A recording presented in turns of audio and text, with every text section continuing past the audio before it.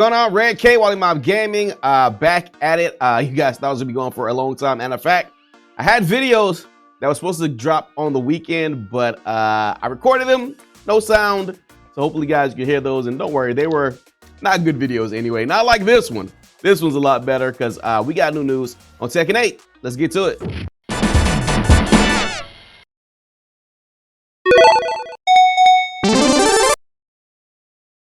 What's going on? It's Red K, Wally Mob Gaming, and I love the fact that ever since about like 2 years ago, when they had the first great meeting of all the fighting game developers like Tekken, Street Fighter, everybody was there and stuff like that. All these, I mean, Harada's been using and I'll say Ed Boon. Ed Boon being the first one using Twitter to like get all his trolling out, but Harada using Twitter to actually get a lot of details out about Tekken that I don't know if they thought we knew this or not, but apparently we could check the article right now, and Tekken Harada dropped a lot of info. So we're here at Tekken, the magazine, well, the actual online magazine, I guess you could say. Katsuhiro Harada confirms Tekken 8 will have crossplay, rollback netcode, and a beta. So we'll go through the article, but really it's about a couple of tweets that came out over the weekend. You can see the tweet right there. So basically, Bandai Namco's chief producer in fighting games, Katsuhiro Harada, was feeling quite generous this morning on Twitter, sharing quite a number of juicy details on Tekken 8 regarding the crossplay of Tekken 8. In his response, Harada confirmed that crossplay will indeed include in the upcoming game, despite previously obstacles in making it happen. Basically, the PlayStation 4. PlayStation, yeah, we saw it came out in all the lawsuits that came out from, I think that was the Fortnite, the developers of Fortnite, when that all came out, saying that they wanted to do crossplay, but you had to pay PlayStation to do crossplay, and I guess Tekken was like, nah, we good. So anyways, saying that there were some obstacles in making that happen. Crossplay, of course, by the way, when the previous generation of consoles were released, I had already proposed crossplay between the two platforms. This is Harada talking right here.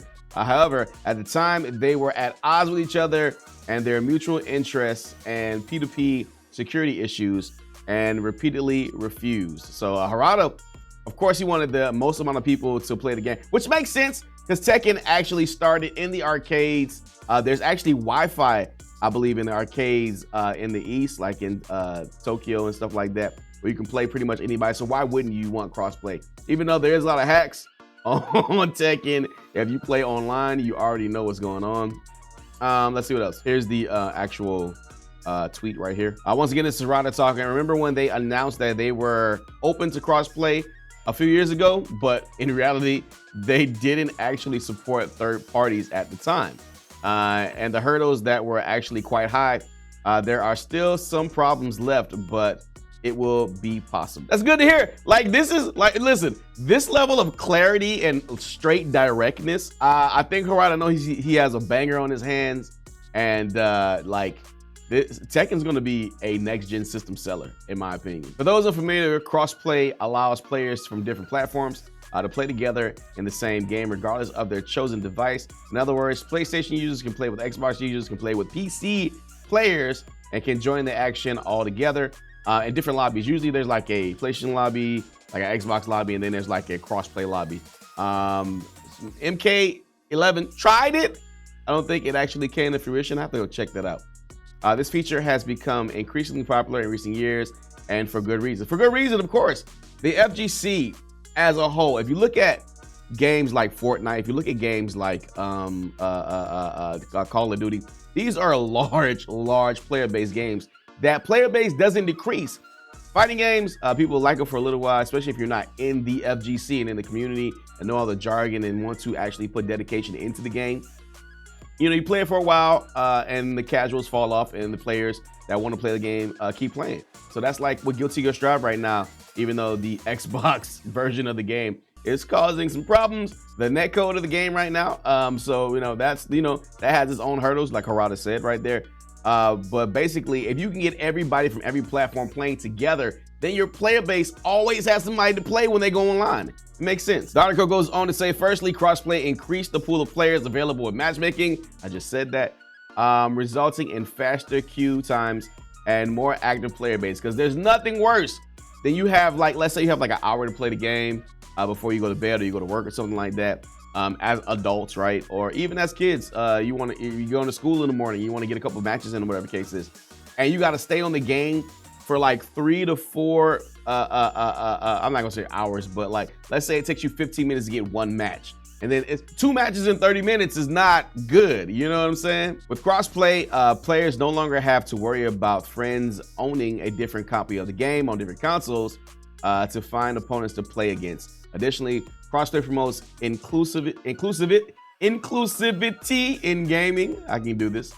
Players are no longer restricted to playing with others who own the same game, breaking down barriers between communities and allowing different players, different backgrounds to come together and enjoy the game.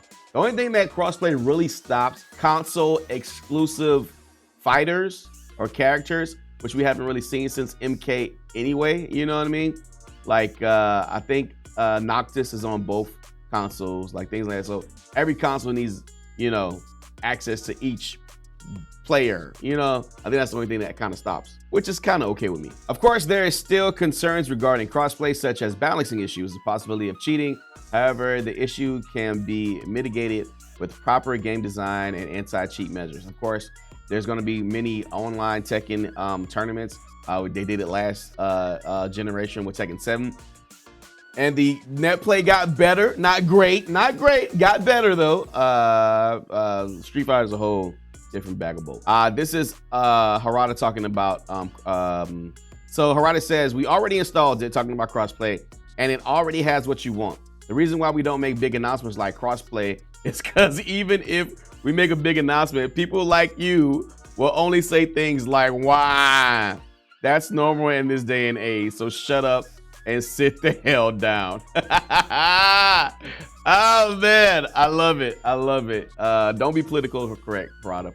Harada is actually making me want to play Tekken even more than the game. It's crazy, right? The article continues, rollback netcode is a crucial feature for fighting games as it helps mitigate lag and provide a smoother online experience for players. Harada's dedication to improving the feature in Tekken 8 shows that the team is committing to delivering a high-quality game experience for fans of the series. Of course, Tekken 7 actually has rollback netcode. It's not the greatest. I think they did like an in-house situation, similar to how Street Fighter 5 had rollback netcode, in-house rollback, and all netcode is not created equally. All rollback is not created equally. Harada also alluded to a Tekken 8 open beta, because there's been a closed beta. That's why you see all these YouTubers right now that's got all these exclusive material, but only after the closed alpha test they are currently concluding is wrapped up,